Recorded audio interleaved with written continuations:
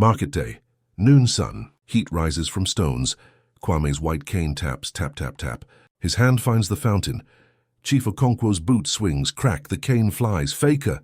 Kwame hits the ground. His bowl shatters. Coins scatter. The crowd gasps. Okonkwo rips his shirt open. Burn scars thick, medical, real, cover his chest. Bought that body at a costume shop, did you? Someone whispers, "That's the teacher." The fire, Okonkwo kicks the coins. Thief! Have you ever been judged before anyone asked your story? Watched power destroy a reputation just because it could? This is one of those African stories. Those life stories, those touching stories, that prove real-life stories don't end where cruelty begins. They end where truth arrives. What this blind beggar becomes will shatter an empire. But first he must survive the next 6 hours. 20 minutes earlier. Kwame's cane sweeps the cobblestones. 3 taps, fabric stalls. Pause, vendor cart. 2 taps, clear path to the fountain. He's mapped this market for 5 years. Every crack, every slope. Memory replaces sight. The harvest blessing is today. 7 years between ceremonies. The town's wealthiest sponsors a feast for the poor. This year, Chief Okonkwo Kwame doesn't need charity. He needs the free clinic 400 meters east. Dr. Ahmed treats his glaucoma there. Without her, he'll be fully blind in 4 months. His fingers find the fountain's rim. Cool stone. He fills his cup. A girl's voice. Oh no, fabric tears. Baskets tumble. Something hard strikes his shin. Kwame drops to help. His hand brushes metal. A coin. Get away from her. Hands shove him backward. He sprawls. His cane clatters away. Chief Okonkwo's voice booms. Thief! He tried to steal from my daughter. Kwame's chest tightens. Chief, I was only... Silence. Okonkwo drags him by the collar. Kwame's feet scrape stone. You think blindness gives you immunity?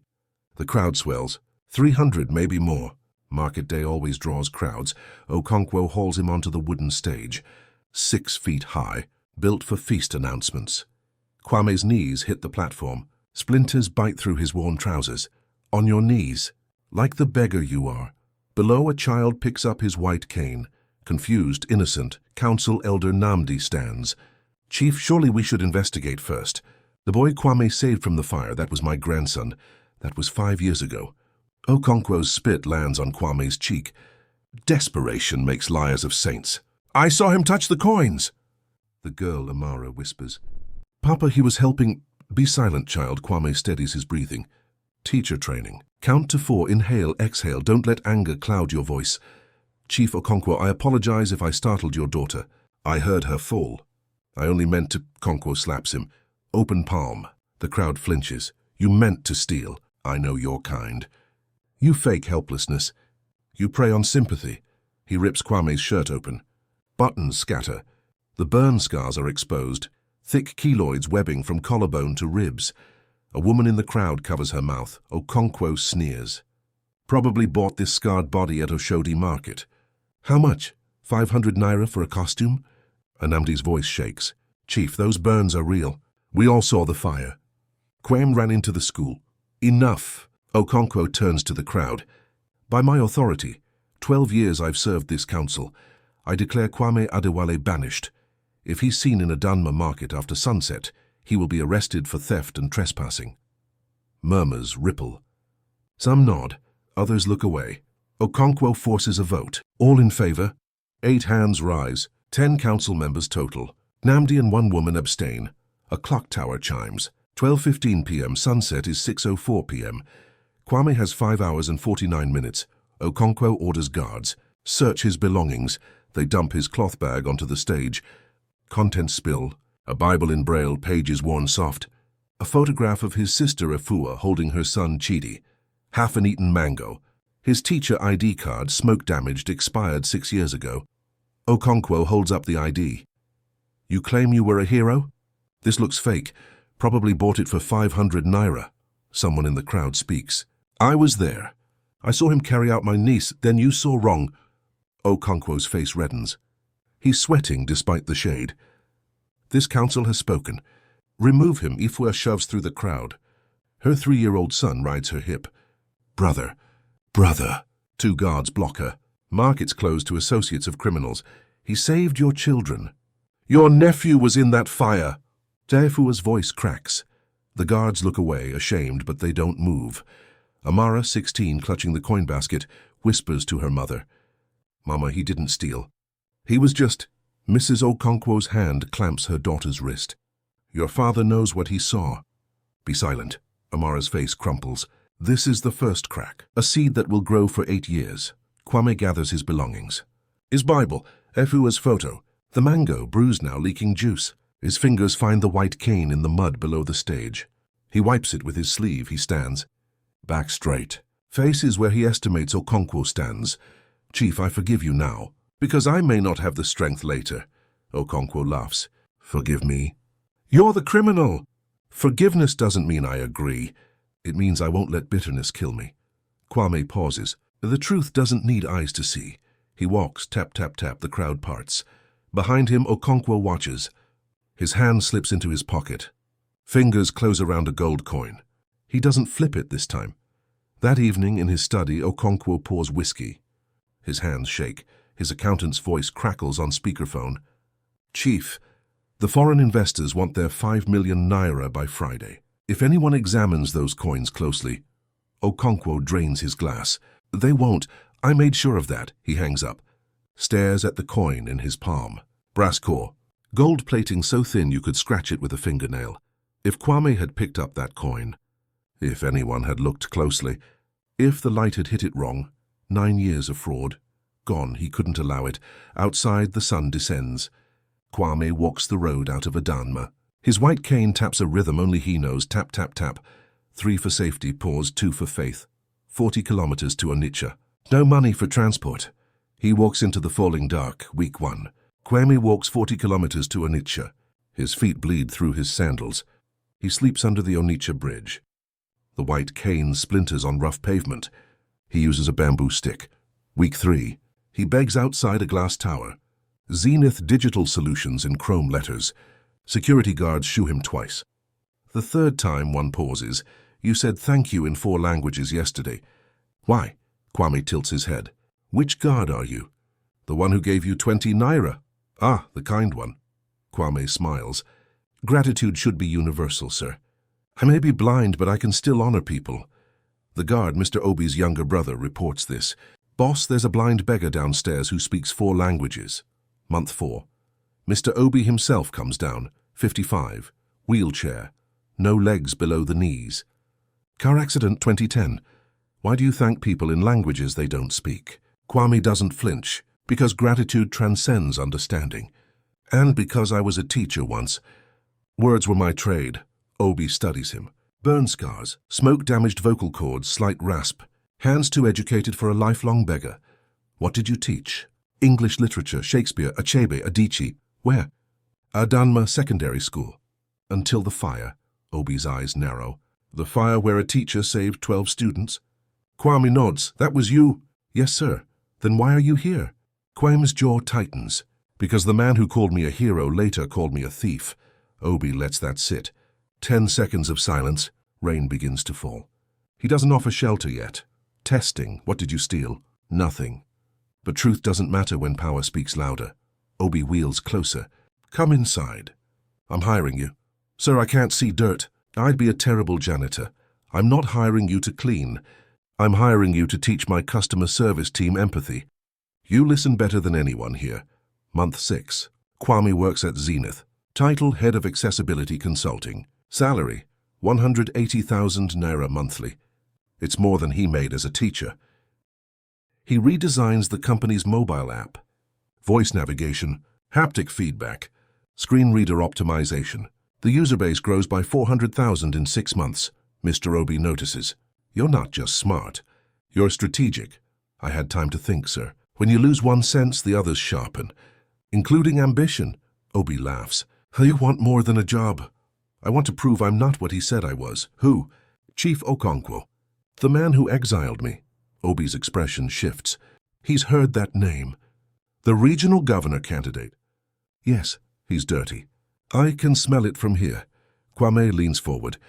"Can you prove it?" Obi wheels to his desk, pulls out a business card. "I run a forensic accounting side business. I caught the people who embezzled from my first company in 2005. If your chief is dirty, I'll find it. Not yet. Kwame's voice is firm. I need to be clean first. Unimpeachable. Otherwise, anything we find will look like revenge. Obi respects this. Smart. Build yourself first. Then bury him. Year 2. Kwame enrolls in night school. Certifications, project management PMP. Data privacy CIPP. Business ethics CBE. He sends money to Efua anonymously. 5,000 naira monthly. Mobile transfer. Account name, a friend. Efua stares at her phone. The first transfer arrives on Chidi's 4th birthday. She doesn't know who sent it, but she's desperate. Her stall rent tripled after Kwame's banishment. Okonkwo owns the market land she accepts. Saves every kobo year 3. Okonkwo wins the regional governor election. 58% of the vote. His campaign billboard, a polished face in white agbada. Slogan, a leader who sees thieves before they strike.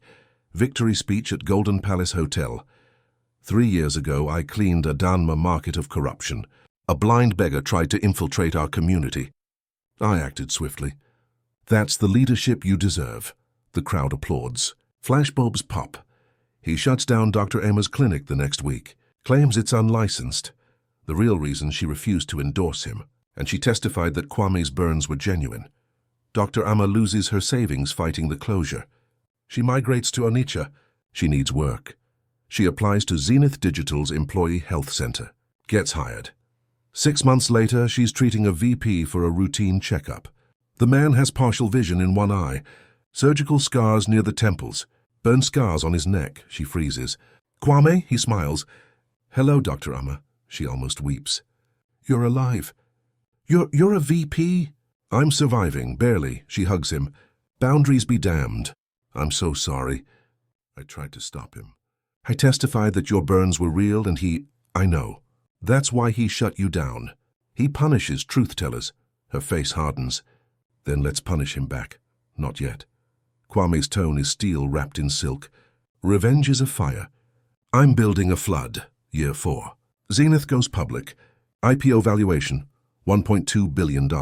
Kwame's equity stake, 3% vested over 4 years, is now worth $36 million. He's a multi-millionaire. He lives in a 2-bedroom apartment. Drives nothing, he uses ride shares. Donates 60% of his salary to the Second Sight Foundation. Literacy programs for disabled youth across West Africa. Mr. Obi calls him into his office. Kwame, you're wealthy now. Why do you live like a monk? Because if I wanted to impress people, I'd buy a Rolls-Royce. I want to change people. There's a difference, Obi grins. You're crazier than I thought. I love it. Year 5. Mr. Obi's forensic team, hired by an anti-corruption NGO, uncovers Okonkwo's coin operation, cross-references Inspector Gawan's land deed records. The embezzlement trail is clear. Obi shows Kwame the file. We have enough to arrest him tomorrow. The NGO will publish the report, but it needs a whistleblower. Someone he wronged. Kwame stares at the documents. His seeing eye scans the numbers. 213 million naira. 9 years of fraud. He closes the folder. Not yet. Obi blinks. What? If we act now, he spins it as a conspiracy. Tech billionaire attacks successful black governor. The media makes him the victim. So what do you want? Kwame's voice is quiet, deadly. I want him to confess. In public. In the same market square where he humiliated me. I want the people who watched him destroy me to see the truth with their own eyes. Obi leans back, whistles softly. You're not just smart. You're surgical. I had 8 years to plan this, and if he doesn't confess? Kwame smiles.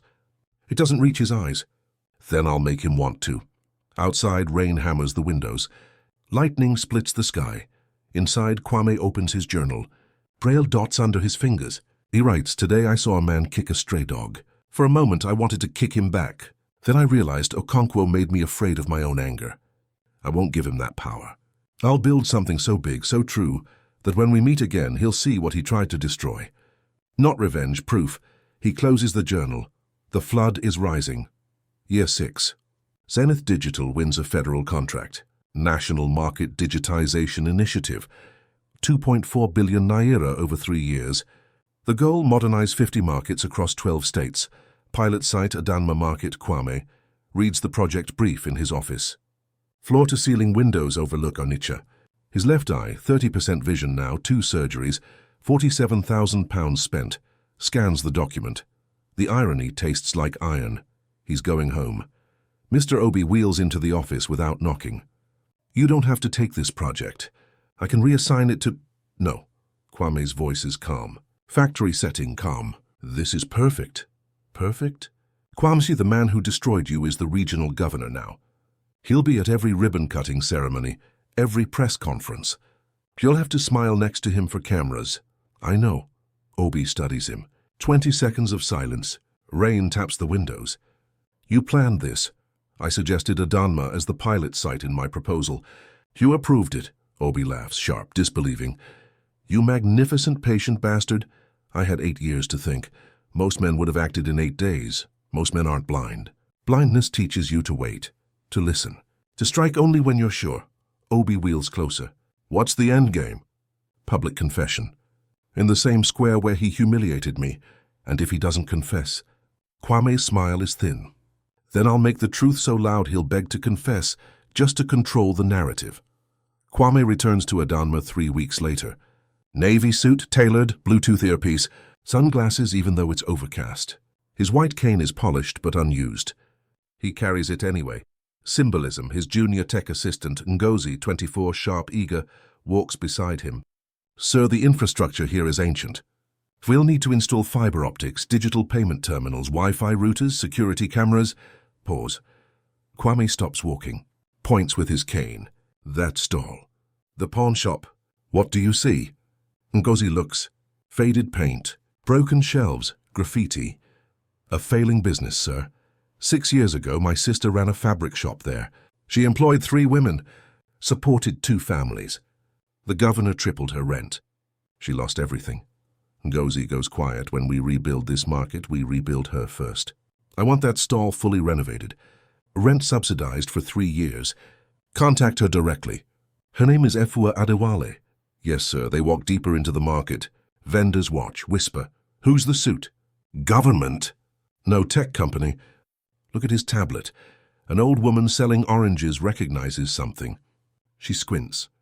That walk, that cane, but she says nothing. That evening, Governor Okonkwo's aide briefs him. Sir, the VP from Zenith Digital is in town. His name is K. Adewale. He'll be overseeing the modernization. Okonkwo skims the dossier. Adewale. Common name. What's his background? Started as a consultant. Worked his way up. The company went public. He's worth over $30 million now. Okonkwo smiles. Self-made man. I like that. Set up a welcome gala. Golden Palace. Saturday night. This is excellent PR. Governor partners with tech giant. Make sure the media is there, the gala. Golden Palace. Okonkwo's mansion. 42 rooms, helipad, indoor pool lined with Italian tile. 200 guests. Champagne fountains. Live band. Aso Ebi uniforms in gold and cream. Kwame arrives in a black Mercedes. Steps out, navy suit. Sunglasses indoors, a statement. His assistant carries his tablet and a leather folder. Okonkwo greets him at the marble entrance. Hand extended. Mr. Adewale. Welcome, welcome. I'm Governor Okonkwo. So pleased Zenith chose Adanma. They shake hands. Kwame's grip is firm, measured. The pleasure is mine, Governor. Thank you for hosting. Okonkwo's hand lingers. His eyes narrow slightly. Your voice. Have we met before? I don't believe so, sir. Okonkwo shrugs it off, leads him inside. Well, you're always welcome here. We're building something special in Adanma. Progress, prosperity, transparency. That word, transparency. Kwame almost laughs. Inside, the gala is orchestrated chaos. Politicians glad-handing. Businessmen exchanging cards. Journalists circling for quotes. A reporter from The Guardian, Nigeria. A woman, 30s, sharp eyes, corners Okonkwo near the Champagne Tower. Governor, your tenure has been transformative. But let's go back. 8 years ago, you made headlines for exiling a man from Adanma market. A blind beggar accused of theft. Tell us about that moment. What was going through your mind? Okonkwo lights up. He loves this story. Ah, yes. Tough decision, but necessary. Leadership isn't about being liked. It's about being right. He sips his champagne. This blind man pretended to be helpless, but I saw through it. He tried to steal from my daughter my own flesh and blood right in front of me. What happened to him? Okonkwo waves dismissively. Probably dead in a gutter somewhere. The blind can't survive alone. It's Darwinism, really. Nature corrects itself, the journalist scribbles. Do you ever wonder if you were wrong? Okonkwo laughs, full-throated. Wrong? My dear, I've been in leadership for 14 years. I don't rise to this level by being wrong. Kwame stands 10 feet away, facing 45 degrees to the left, his seeing eye locked on Okonkwo. His hand grips a champagne flute he hasn't sipped. The glass stem bends slightly, nearly cracks, his jaw is stone, a soft voice behind him. Mr. Adewale? He turns. Amara Okonkwo, 24 now. Simple black dress, mourning colors, though no one's died. Yet she stares at his face, the surgical scars near his temples, the burn keloids on his neck partially hidden by his collar. Her hand flies to her mouth. It's you. Kwame says nothing. Waits. You're him. The man my father, she can't finish. Tears, well. The teacher. The blind beggar? Yes, oh God, I'm so sorry. I tried to tell him that day. You were just helping me. I dropped the basket and you were kind, but he... You were 16, Kwame's voice is gentle. Children can't stop powerful men. That's not your fault.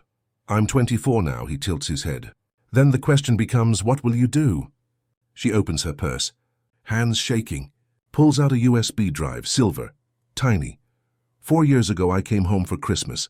My father was drunk. Passed out in his study. I saw documents on his desk, warehouse photos, ledgers, numbers that didn't make sense.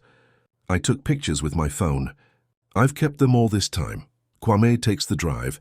What's on here? Proof. Handwritten ledgers in his signature. Coin production costs, revenue, shipment logs, everything. He slips it into his inner jacket pocket. Why give this to me? Because you're the only person he's afraid of. He doesn't know who I am yet. He will.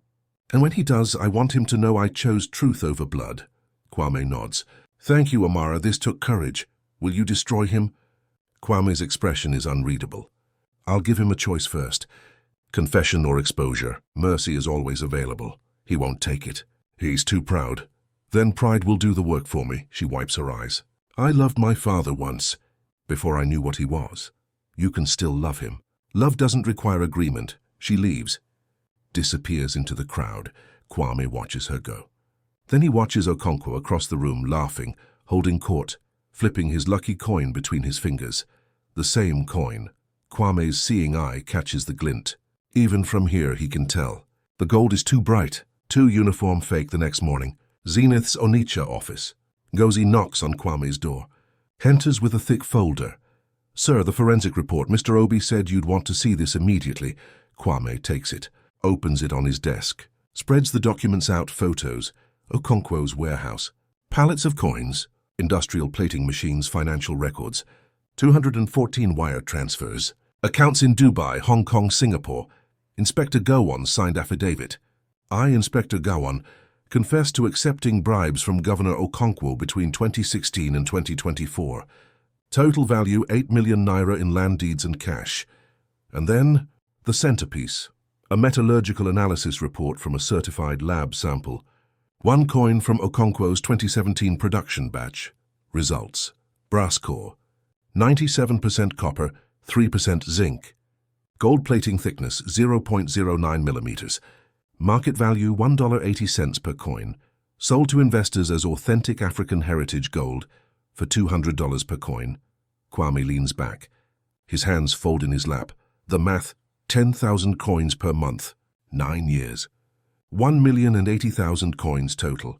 Production cost, $1.80 times 1,080,000. Equals $1,944,000. Revenue, $200 times 1,080,000 equals $216 million. Net profit, $214 million. $56,000, $214 million, laundered through fake gold sales. Kwame reads Dr. Ama's deposition. Governor Okonkwo didn't just humiliate Kwame Adewale. He weaponized him. When Amara dropped the coins, Okonkwo panicked. If anyone examined the coins closely, the fraud would be exposed.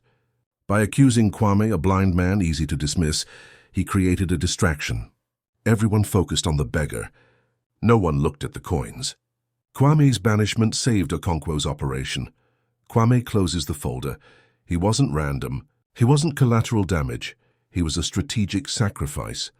Ngozi hovers. "Sir, what do you want to do with this?" "Set up a meeting with the event planning team. We're hosting a digital launch event. 3 weeks from now, Saturday, Adanma Market Square, 2 p.m. Who should we invite? Everyone. Over the next 15 days, Kwame becomes meticulous. He codes the software for the LED screens himself. 4 screens 8 feet tall, each facing a cardinal direction. North, south, east, west. Surrounding the market square. The official purpose: display live transparency feeds, vendor sales, customer foot traffic, real-time market data. The hidden purpose: Kwame builds a back door. One button on his phone switches the feed. Documents, videos, forensic evidence. No one else has access. Not even Mr. Obi. He sends invitations. All 10 town council members. Helder Namdi receives his personally. Inspector Gawan offered immunity in exchange for live testimony. He accepts Dr. Ama, listed as Healthcare Technology Partner Ifua, invited as representative vendor. She doesn't know why. Governor Okonkwo. Guest of honor and keynote speaker, 3 journalists, including the woman from The Guardian Nigeria, Amara. Listed as family representative, Okonkwo's office confirms. His aide emails, "The governor is honored to speak." Attached is his speech draft for your review. Kwame opens the attachment. The speech mentions the blind thief twice, once in the opening, once in the closing. Kwame approves it without edits. Perfect. 3 days before the event, Okonkwo practices his speech in front of a bathroom mirror. He's alone. Golden Palace is silent. He gestures, smiles, holds up his lucky coin, the brass one plated in fake gold. This coin represents our renewed prosperity, a market reborn, a community restored. He flips it, catches it, admires it in the light, doesn't see the trap. 2 days before the event, Efua receives her invitation by courier. She reads it 5 times, turns it over, checks for mistakes. Representative vendor. She hasn't been a vendor in 6 years. She calls the number listed. Ngozi answers, "Hello, Zenith Digital Events. There's been a mistake. I'm not a vendor. I lost my store 6 years ago." "No mistake, ma'am. Mr. Adewale specifically requested you. He said you represent the resilience of Adanma." Efua's throat tightens. "Who is Mr. Adewale?" "The VP leading the project. He'll be there Saturday." She hangs up, sits down. Her son Chidi, now 11, asks, "Mama, why are you crying?" "I don't know yet, baby. 1 day before the event." Early morning. Kwame visits the baobab tree, the same tree where he prayed 8 years ago. The night of his exile. Mist clings to the ground. The sun hasn't risen yet. He kneels, touches the rough bark. "God, if this is wrong, if this is revenge disguised as justice, stop me now. But if this is truth finally breathing, let it be loud." The wind moves through the branches. White ribbons tied by pilgrims flutter. Kwame stands, walks back to his hotel. Tomorrow the flood breaks the dam. Saturday, 2 p.m., 8 years, 2 months and 6 days since the exile. Adanma Market Square transforms. Glass platform replaces the old wooden stage. 4 LED screens tower overhead, each 8 feet tall, facing all directions. The crowd swells. 2,400 people, vendors, families, students. Council members in the front row. Police officers line the perimeter. 3 TV crews position cameras. The screens display "Welcome to the future of Adanma." The sun is perfect. Golden hour arriving early. The light hits the screens at angles that will make every image crisp. Kwame planned this. Down to the minute. A live band plays highlife, drums, trumpets. The music is joyful, hopeful. Then, 2:14 p.m., the music stops. Silence. Kwame's Mercedes arrives. Black. Modest by Billionaire standards. He steps out wearing a white agbada, hand-stitched, the same one Efua made him 9 years ago for his teacher award ceremony. He's kept it all these years.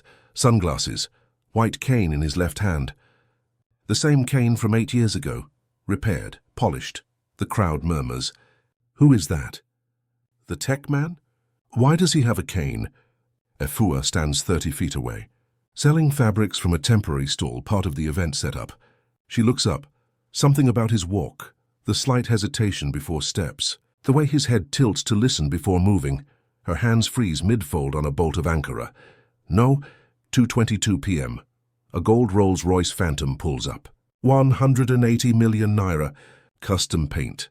Governor Okonkwo steps out. Cream agbada with gold threading. Sunglasses worth 400,000 naira. 6 bodyguards flank him in black suits and earpieces. He waves. Photographers snap. He blows a kiss to the crowd. He sees Kwame on the glass platform. Still doesn't recognize him. Ah, Mr. Adewale. Let's make this efficient. I have a state dinner at 6. 2:25 p.m. Amara arrives separately. Simple black dress. She takes a seat in the front row. Hands trembling in her lap. Morning colors. 2:28 p.m. The ceremony begins. Kwame stands at the podium. Microphone live. His voice carries calm, measured, the voice of a teacher. Thank you for welcoming me to Adanma. Some of you may not remember me. That's okay. 8 years is a long time. Pause. Today isn't about me. It's about truth. And what we do when we finally see it. He clicks a remote. The screens light up. Adanma Market Transparency Initiative. Real-time data, real-time trust. The crowd applauds. Polite, curious. Okonkwo whispers to his aide. Good optics. Transparency. I'll use that word in my speech. Kwame gestures to Okonkwo. Governor, please join me. You've been a pillar of this community for over a decade. Tell us, what does prosperity mean to you? Okonkwo takes the mic, confident, playing to the cameras. Prosperity means honesty. It means protecting your neighbors from those who would deceive you. He pauses for effect. The crowd leans in. 8 years ago, maybe 9, I stood in this very square and made a hard choice. I removed a cancer from our community. Scattered applause from his staffers. A blind man. A beggar. He tried to steal from my daughter. Pretended to be helpless. But I saw through his act. Kwame's voice cuts in. Calm. Interesting. You mentioned a blind man. What was his name? Okonkwo frowns. I don't recall. He was insignificant. A footnote in history. His name was Kwame Adewale, former teacher at Adanma Secondary School. He saved 12 children from a fire in 2017. Lost his sight doing it. The crowd stirs. Elders whisper, Wait. The hero teacher. You called him a thief and banished him. Okonkwo's smile falters. Well, if the man was a thief, Kwame removes his sunglasses, his left eye, partially restored, surgical scars visible, stares directly at Okonkwo. I am Kwame Adewale. 12 seconds of absolute silence. A woman's shopping bag hits the ground. Mangoes roll across stone. Ifua drops her scissors. They clatter loud in the quiet. Okonkwo's mouth opens, no sound. His face drains to ash. Cutaway reactions. A vendor woman, 50s, covers her mouth. It's him. The teacher. Elder Namdi stands, trembling. My grandson. You saved my grandson. The Guardian journalist tweets live. Breaking. Blind beggar exiled 8 years ago returns as billionaire. Governor speechless. Hashtag Adanma Market. Amara wipes tears. Mouths, I'm sorry. Inspector Gowon stands in the crowd.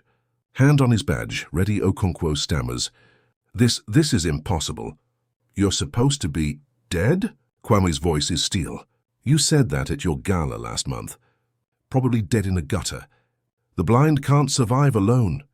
I was standing 10 feet away. He clicks the remote. The screens change. Exhibit A, Okonkwo's warehouse. Pallets stacked with coins. Industrial machines. Date stamp 2016 to 2024. Kwame narrates. They've accused me of trying to steal coins like these. But they're not gold, Governor. Click Exhibit B, close-up photo. A coin cross-sectioned, brass core visible beneath thin gold plating. They're brass. Plated in your illegal factory.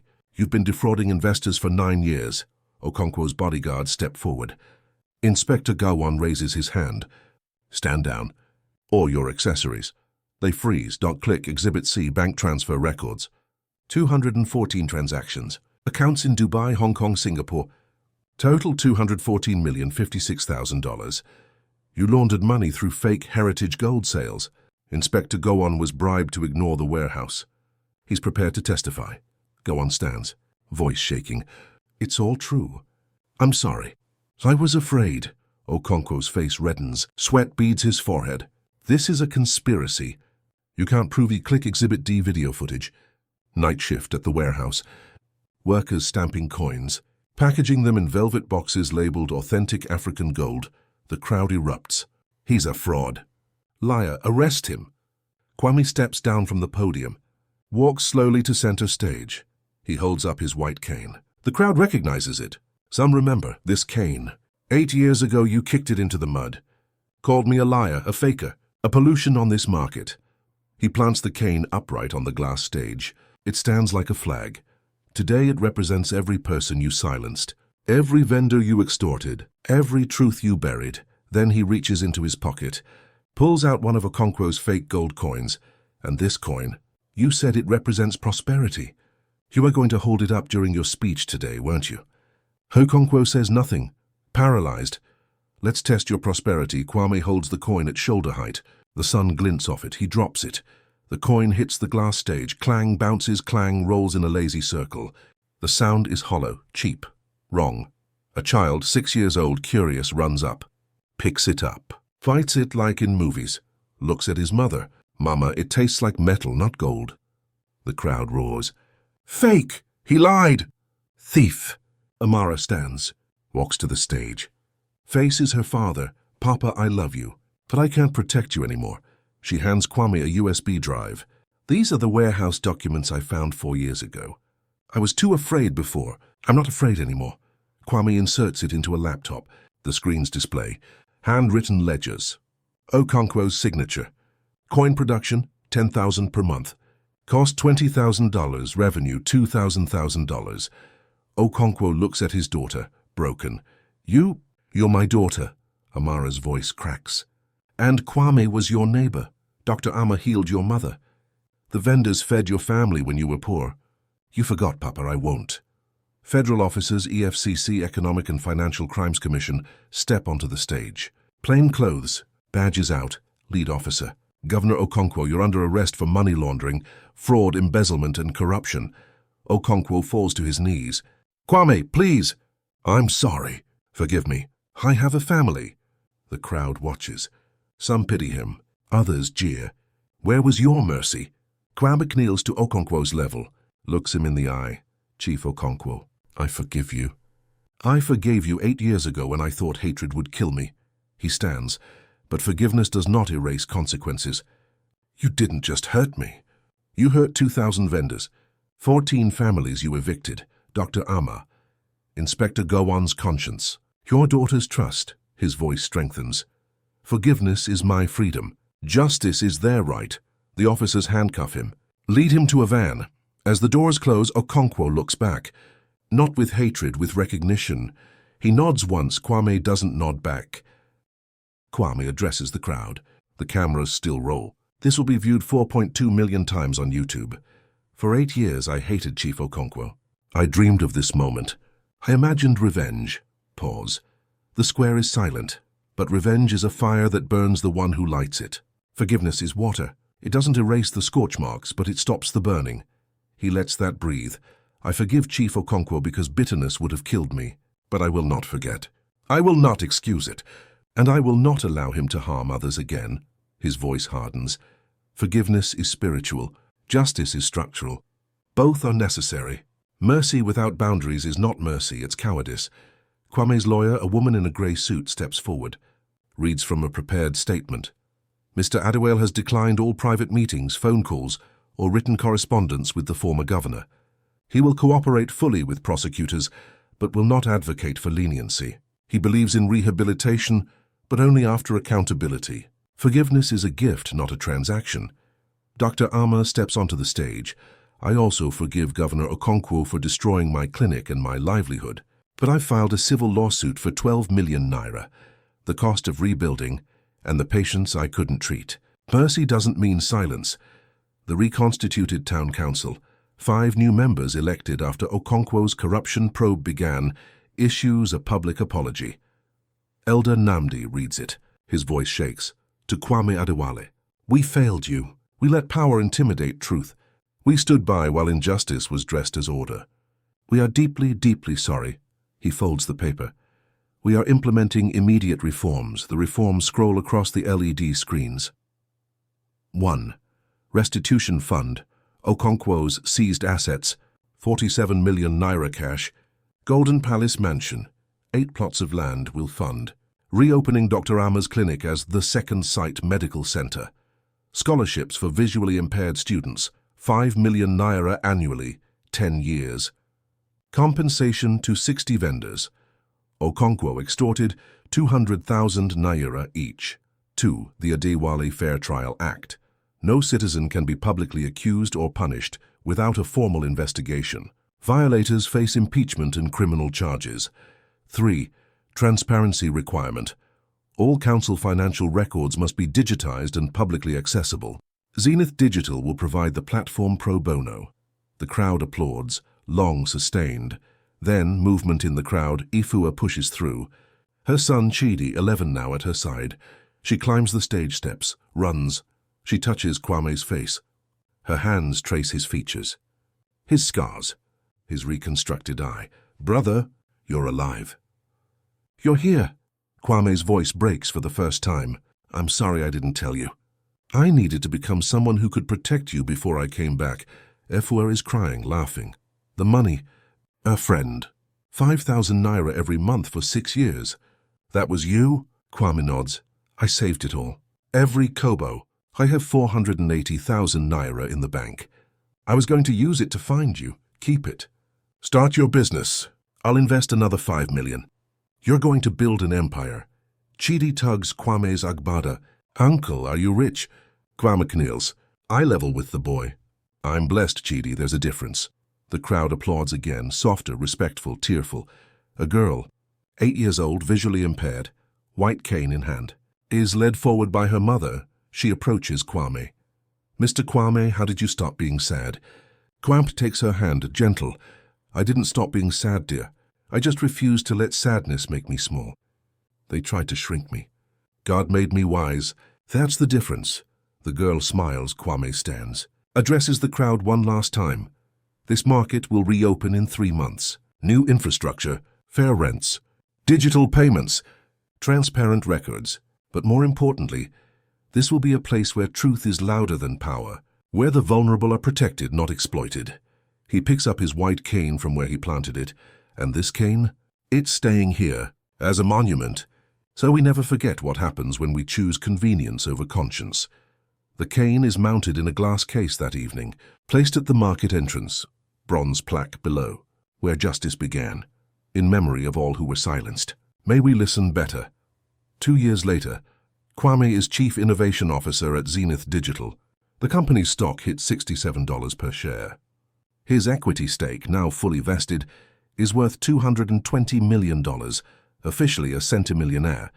Stock options projected to reach billionaire status within 3 years. He lives in a 3-bedroom house in Onitsha. His neighbors are teachers and nurses. He drives a 2019 Toyota Camry.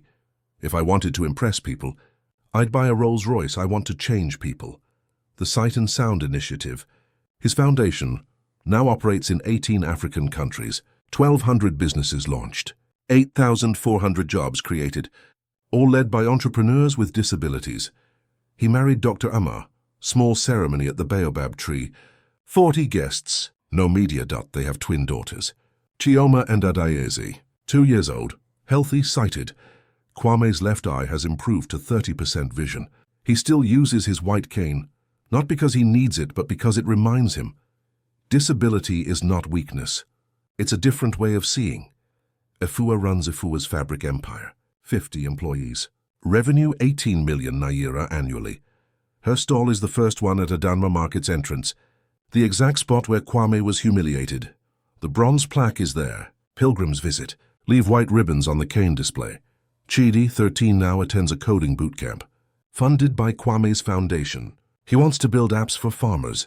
Okonkwo serves 15 years at Kirikiri Maximum Security Prison. Eligible for parole in 2032. He writes apology letters every month, sends them to Kwame, Dr. Amma. The vendors Efua Kwame reads them. His therapist suggested it for closure, but he never responds. I hope he finds peace. But his peace is not my responsibility. Okonkwo's children, including Amara, publicly denounced him, donated their inheritance, 8 million naira to the Second Sight Medical Center. Amara works as an investigative journalist for The Guardian Nigeria. Specialty, exposing corruption in public office. She visits Kwame twice a year. They have tea, talk about forgiveness and guilt. Kwame told her once, "You are not your father's sins. You are your own choices." She's writing a book. The coin and the cane, how one man's exile became a nation's reckoning. Adanma Market is now a UNESCO heritage site, recognized for innovative integration of technology and traditional commerce. Nicknamed the Market of Second Chances, every stall displays a gold-painted white cane, made by local artisans, symbol of dignity. Final scene. Early morning, 10 years and 3 months after the exile. Kwame kneels at the baobab tree. Mist rising. He plants a seedling, a young baobab. It will take 200 years to mature. Voiceover, Kwame. I prayed for justice. God gave me time. Time to heal. Time to build. Time for truth to grow roots deeper than revenge ever could. They tried to bury me. They didn't know I was a seed. Camera pans up. The original baobab is covered in white ribbons. Hundreds of them, left by people who've been wronged, who come to pray for strength. The tree is called the Tree of Second Sight. Text on screen. This is one of countless African stories where the powerless reclaim their voice. These life stories, these touching stories remind us real-life stories don't always end in revenge. Sometimes they end in renewal. And that renewal changes nations. What would you do? Have you ever witnessed an injustice that was later corrected? Share your stories in the comments below. Let's build a library of hope. Tag someone who needs to hear this. Your humiliation is not your destiny. Your response to it is. Subscribe for more folk tales of quiet power and impossible comebacks next week. The maid they called worthless bought the mansion she cleaned. Don't miss it. Final visual. Kwame's original white cane, polished, restored, displayed in a glass case at Zenith Digital's headquarters lobby. Bronze plaque. Dignity is not given. It's chosen. It's earned. It's unbreakable. Kwame Adewale, 2025.